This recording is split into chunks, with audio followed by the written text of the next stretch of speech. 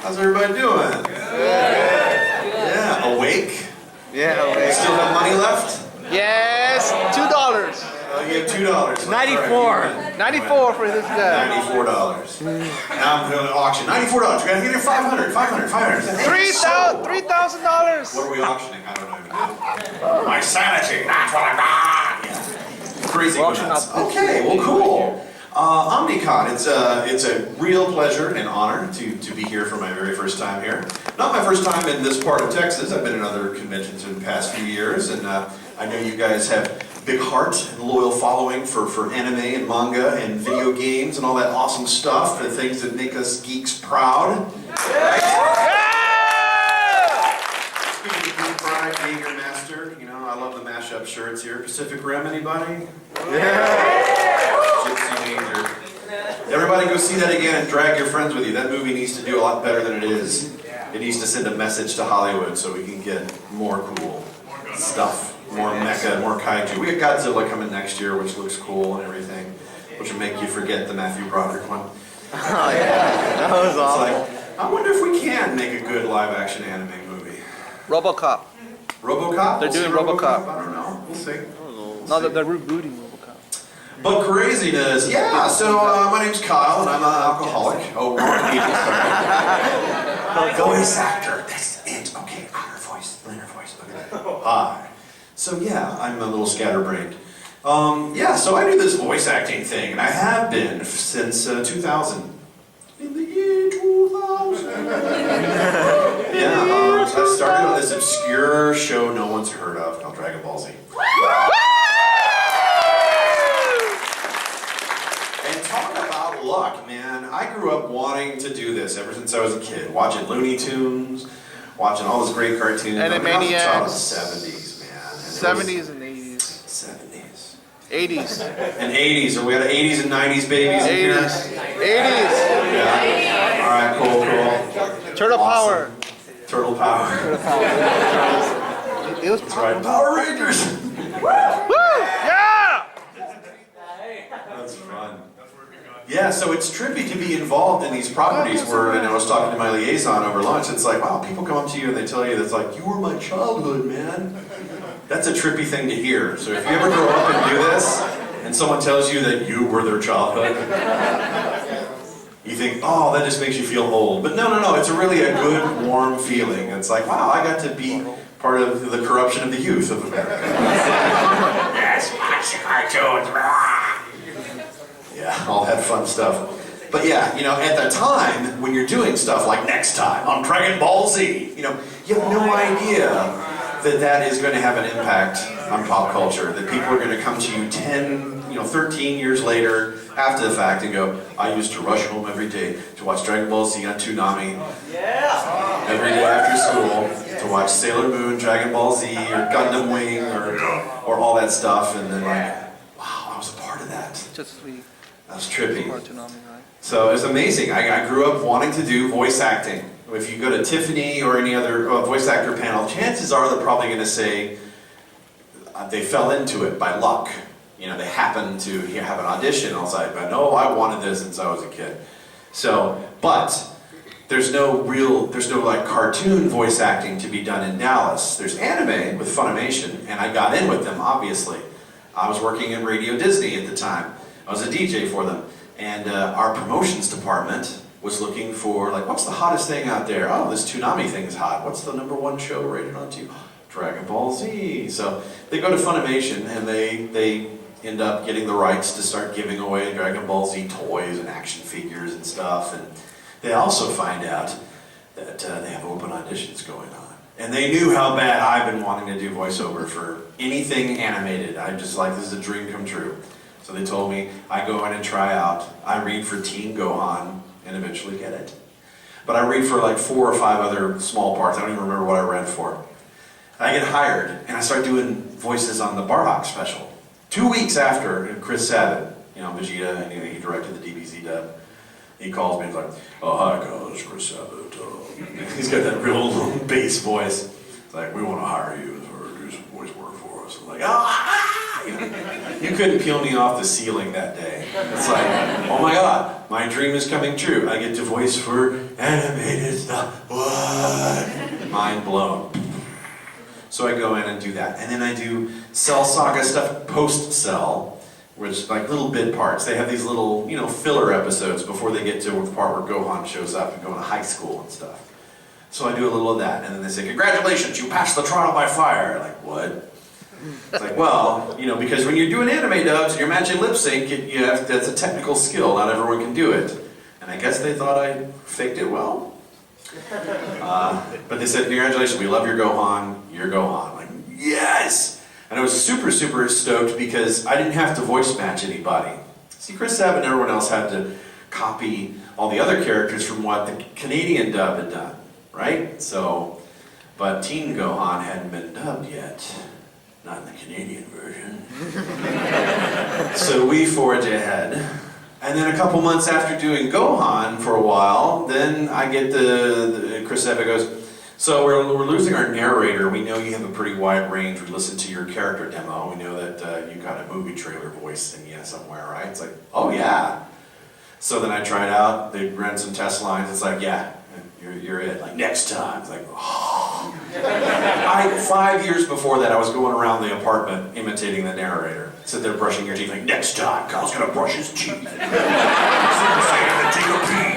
And then later he's gonna go, yeah. That's pretty trippy, to be a part of all that.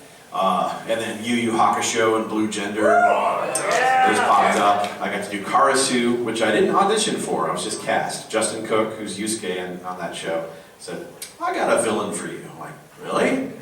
Cool. It's like, it sounds nothing like anything you've done on DBZ. It's like, well, thank you, number one, for taking a chance on me and not just thinking it's like, oh, he's just on DBZ, that's all he can do. It's like, thank you for giving me range. Not that I don't appreciate what DBZ is. It's absolutely the thing that started my career, and I love it, love it, love it, love it. But, as an actor, you want to branch out, you want some new challenges. Like, what do I get to do? I haven't done a bad guy on DBZ. Yu Yu Hakusho is a little bit different, it's a little more serious. Like, okay. Who do we get? Karasu in the Dark Tournament Saga. His long flowing black hair and a mask and all that. It looks nothing like me. Of course, voice actors never look like their roles anyway. And I came up with this creepy voice that I ended up using years later for Aizen on Bleach. So if you play back the Dark Tournament Saga and Karasu was like, that's Aizen. So Aizen inspired the other way around. Sorry, Karasu inspired Aizen. I ripped myself off. Then when I moved to LA 8 years ago, I got real lucky. Steve Bloom, you guys know who he is. He's a god among men. He talked me up and said, hey, he passed my demo around. I signed with his agent. I owe him my life. But I got in with the folks who do Naruto, so I tried out for that and I got Kiba. And Kiba, if you listen to Kiba, sounds like Gohan. So yes, I'm ripping myself off. Constantly. I get into Gurren Lagann. I get to do Kamina on that one. Epic show. So cool. And spoilers, he's not around very long. Makes it through a third of the show. But no, man. And then I get other iconic things like Ryu in Street Fighter, man. What? How did that happen? I go in and try out for Street Fighter 4. This is the first time that Capcom has decided the games from now on will have a dedicated English cast.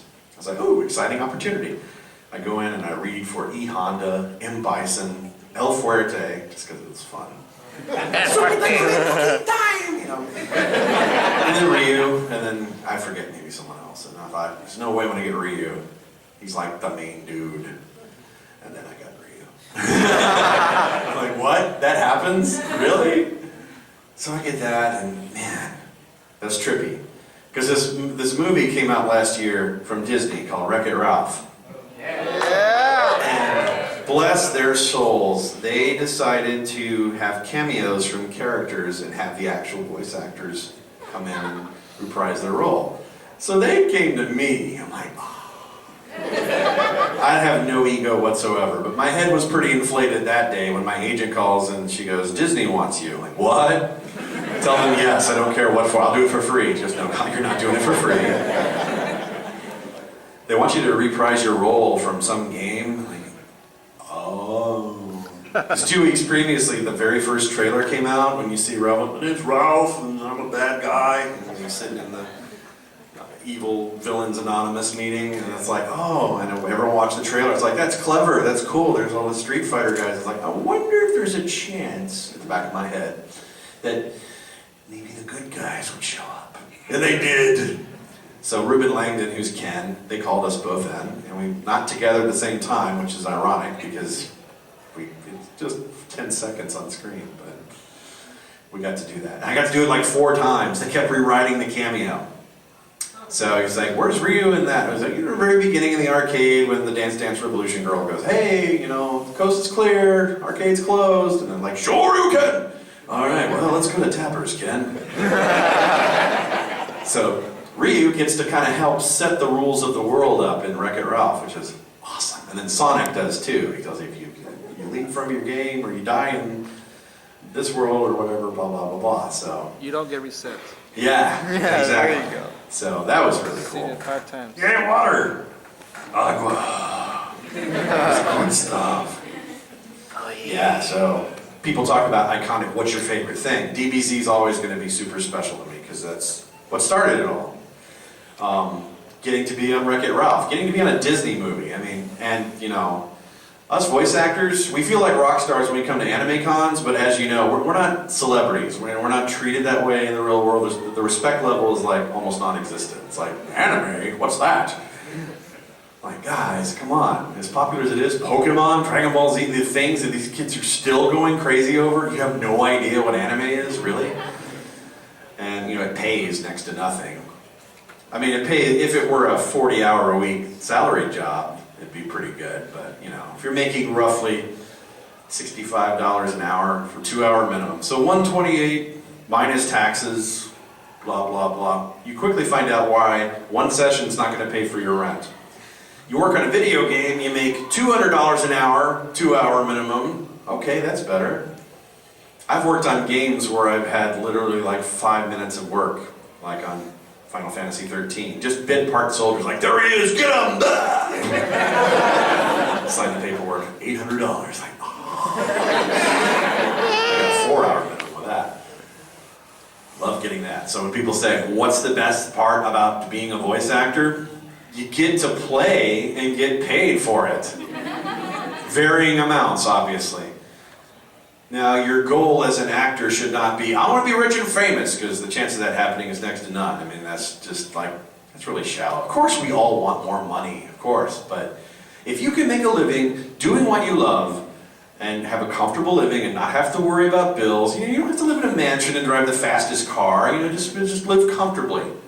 That is the goal. It's like, and when your job doesn't feel like work, that is epic. So I always turn into a motivational coach when I'm at cons, telling people that if they have a vision or a goal in their mind about what they want to do in life, never let go of that. There's always a way to take baby steps towards that goal, even if you're dead broke. Because people always say, how do you become a voice actor? Can I just meet you and you just put in a good word for me and then suddenly I get to work? Like, no, it's not that easy. No.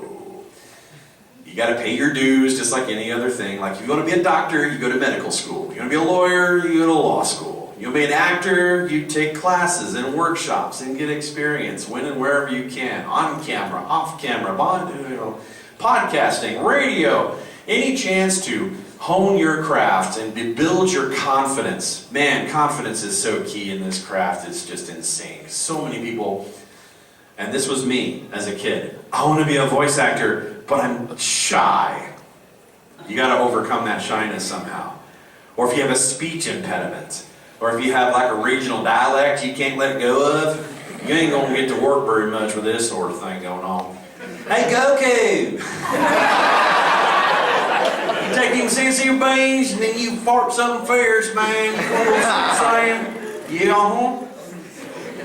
It's funny, but you're not going to work. So just keep that in mind. I mean, I worked with people in radio that had that thick hick accent. It was so hysterical. He was talking, hey guy, how you doing? That's great.